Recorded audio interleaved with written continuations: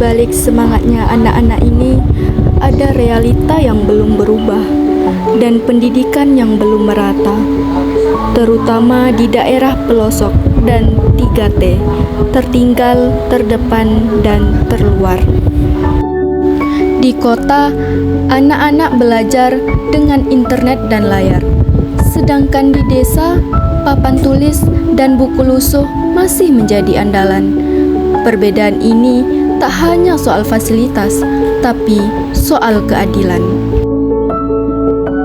Baik, sekarang saya sedang bersama narasumber kita yaitu Kak Ramadayani dari Duta Edukasi. Nah, Kak, saya ingin sedikit bertanya-tanya tentang pendidikan yang ada di Indonesia ini. Nah, Kakak ini sebagai Duta Edukasi, apa yang paling Kakak terasa dari ketimpangan pendidikan yang ada di Indonesia ini?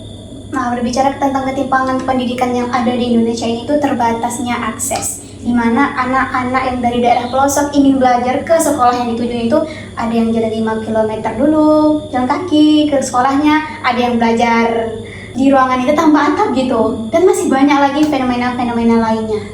Itu yang paling menyebabkan ketimpangan di Indonesia tentang pendidikan, kurang sarana dan prasarananya gitu. Nah, menurut Kakak nih, kita sebagai masyarakat apa peran yang harus kita ambil dalam masalah pendidikan ini?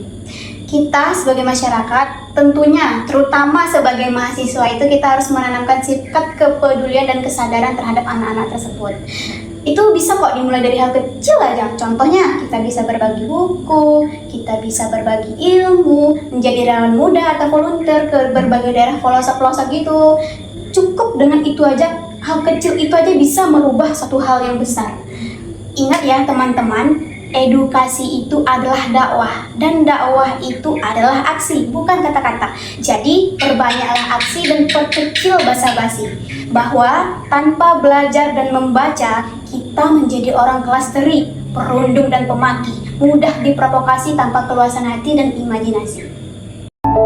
Dalam Islam, ilmu adalah cahaya, maka menyampaikan ilmu adalah bagian dari ibadah. Membantu anak-anak belajar berarti kita ikut menyalakan masa depan mereka. Setiap anak berhak mendapat pendidikan yang layak. Mari jadi bagian dari solusi, karena ketika satu anak tercerahkan, masa depan bangsa ikut diselamatkan. Salam Generasi Emas Indonesia.